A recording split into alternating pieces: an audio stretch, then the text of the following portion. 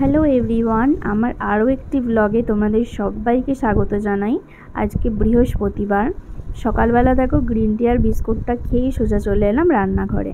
তার আগে সবজিপাতিগুলো কেটে নিয়েছিলাম। আজকে রান্না করছি মাছের ঝাল, বিনস দিয়ে আলু দিয়ে পটল দিয়ে একটা ঝাল ঝাল করে পোস্ত করব। তো দেখো পোস্ত আমার একদমই রেডি। এই পোস্তটা কিন্তু আমি আমার মায়ের থেকে শিখেছি। এই পোস্তটা আমার মা দারুণ রান্না করে। ওপর থেকে একটু কাঁচা সর্ষের তেলও দিয়ে দিলাম, বেশ একটা ঝাঁঝ ঝাঁঝ ব্যাপার হবে। তারপর সমস্ত রান্নাবান্না কমপ্লিট করে আমি একটু টিফিন খেয়ে নিলাম। মুড়ি, শসা, আচার, একটু কাঁচা লঙ্কা কুচি, পেঁয়াজ কুচি। তো টিফিন খাওয়া দাওয়া করেই স্নানটা করে নিলাম। স্নান করে চলে গেলাম ঠাকুর ঘরে, ওপরে ঠাকুর ঘরে পুজো দিতে। এই যে দেখো এখন ফুল দিয়ে সাজিয়ে দিচ্ছি সমস্ত ঠাকুরকে। এই ফুলগুলো কিন্তু বাপি সকালবেলাতে তুলে এনেছে আমি পুজো করব বলে। পাশেই ফুল গাছ আছে আমাদের। আমার কিন্তু এই ফুল দিয়ে পুজো করতে বেশ ভালো লাগে। এগুলো কিন্তু আমি আমার মায়ের থেকে শিখেছি। দেখো আমার পুজো দেওয়া হয়ে গেছে।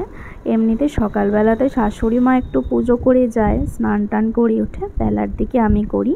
তো দেখো পুজো করে এসে ঘরেতে একটু রেস্ট করছিলাম, বাড়িতে ফোন করেছিলাম, একটু গল্প করছিলাম আর কি।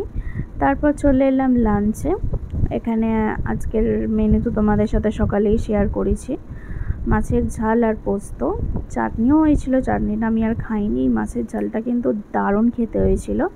খাওয়া দাওয়া করে দুপুরবেলাতে আমি একটু শুয়ে শুয়ে ফোন দেখছিলাম, ঘুমাইনি।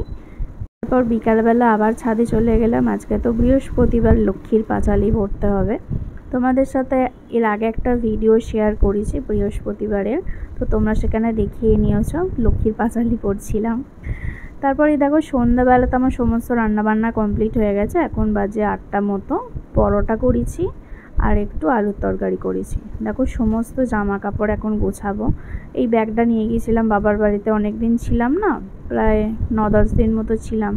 সমস্ত জামা কাপড় এখনও গোছানো হয়নি। আমি সেই সোমবার এসেছি আর আজকে বৃহস্পতিবার, ব্যাগটা রাখাই ছিল। ওই জন্য আমি এখন সমস্ত জামা কাপড় ব্যাগ থেকে বার করে এখন আলমারিতে গুছিয়ে রাখছি। আগে জানো তো আমি যখন বাবার বাড়িতে থাকতাম আমারও একটা আলমারি ছিল পার্সোনাল। ওখানে আমার জামা কাপড় একদম অগোছালো থাকতো, কিচ্ছু গোছাতাম না। কিন্তু এখন গোছাচ্ছি ভালোভাবে।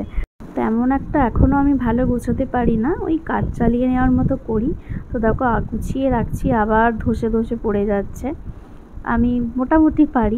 এই আলমারিটা একদমই শুধু আমার জামা কাপড় আছে, বাবাইয়ের জামা কাপড় খুবই কম আছে, যেগুলো একদমই বাবাইয়ের নতুন জামা কাপড় সেগুলো এখানে আছে। আর বাবাই যেগুলো পরে সেগুলো একটা অন্য আলমারিতে রাখা আছে। এই আলমারিটা কিন্তু কাস্টমাইজ করে বানিয়েছে বাবাই। আমার যে বিছানাটা আছে, বিছানাটার ম্যাচিংয়ে আলমারিটা বানানো হয়েছে। আমিই বলেছিলাম বিয়ের আগে, বেশ ভালো লাগে আমার। তো আজকের এই ভিডিওটা আমি এখানেই স্টপ করছি। আবার তোমাদের সাথে দেখা হবে অন্য একটা ভিডিওতে। আজকের মতো টাটা বন্ধুরা।